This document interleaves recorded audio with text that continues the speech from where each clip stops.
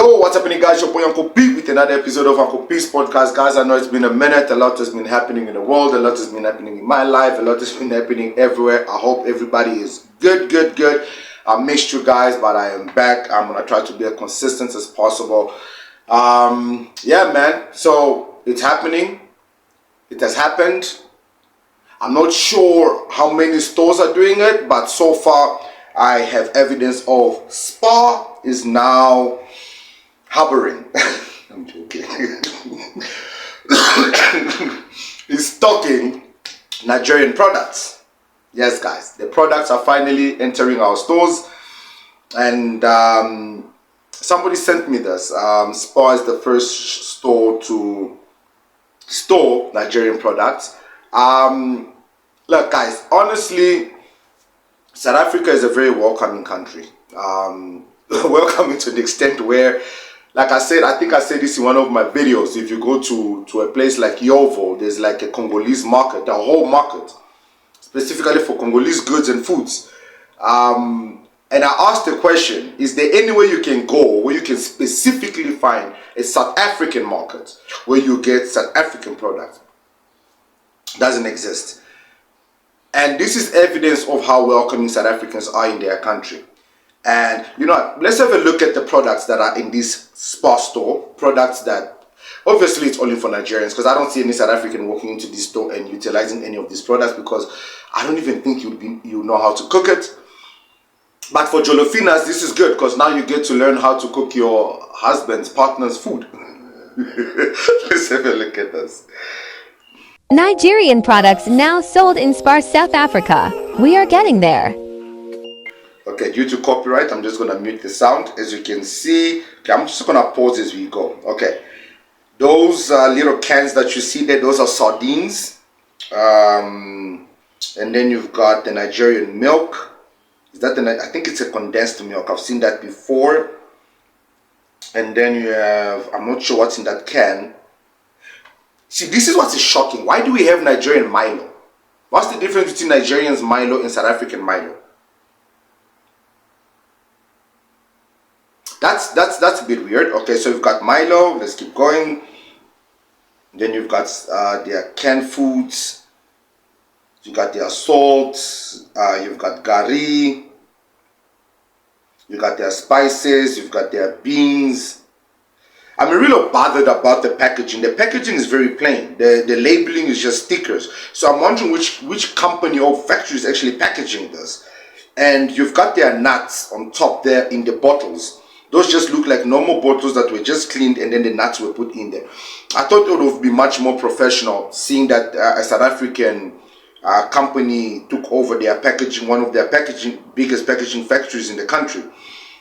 But yeah, as you can see, the packaging is very plain, very simple. They didn't really put too much thought into it. But then again, for them, it's all about eating, right?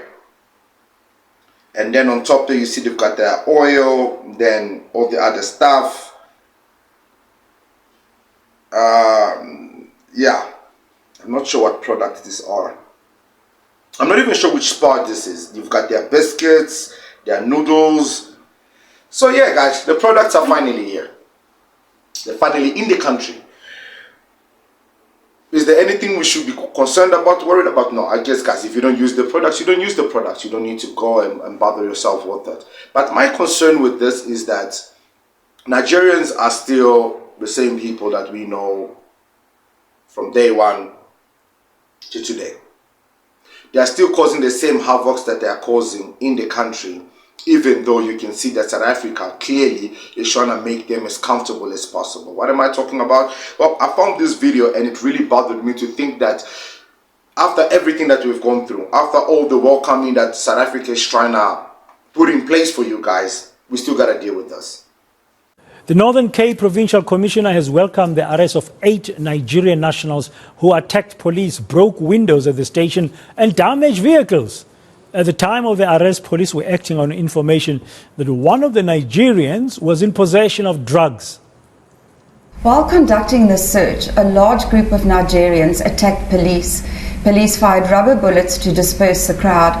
One suspect was arrested for illegal possession of drugs, and 3 suspects were arrested for public violence and detained at Kimberley Police Station. During processing, the suspects broke windows at the station. Additional charges of malicious damage to property were added. My question is, where do you get the guts that when the police is doing the investigation to attack them, they find you with the things that they're accusing you of, and then what do? You furthermore, in the police station, start breaking windows. This is evidence to show that they have no respect for the law of this country. That they don't care. They do not care. South Africa is accommodating them, but their behavior does not change. Let's continue to listen. Another group of Nigerians later approached the police station and threatened to retaliate. The operational commander warned the group to disperse. However, upon dispersing, the group damaged police vehicles. Another 4 suspects were arrested for malicious damage to property. Lieutenant General Otola condemned this behavior and stated that those who prevent police from exercising their duties will be dealt with harshly. We will not allow such lawless behavior. We are processing the suspects and working with Home Affairs to determine if they are legally or illegally in the country. Police will continue to stamp the authority of the state in the Northern Cape province. You put their food in the stores, you welcome them into the country, and they feel like, I have never, not even South Africans don't even do this. White people do. You see the behavior of Nigerians. White people also do this. The last time one of theirs was arrested, they went and they flipped cars over and caused all kind of havocs. Where do they get the strength and the guts to have the audacity to do this in a country that is not theirs? Because they know they are protected.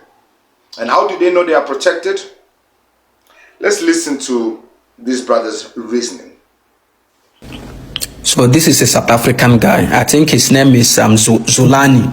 Yeah, so he has a TV show where he catches, criminals, powder dealers specifically. He catches them on camera. He catches them on camera with evidence. This is not play. I enjoy watching that show. I like to watch that show.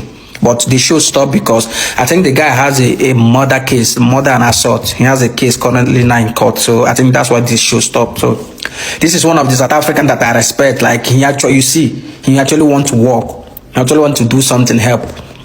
This guy was on a podcast and they asked him, which people are responsible for the influx of powder? And this guy said no comment. He said he has nothing to say. All he can say is that government, police, they all know these people. And throughout that podcast, this guy was choosing his words, like he was very careful with what he said, because he knows that if he says something wrong, he is automatically in danger.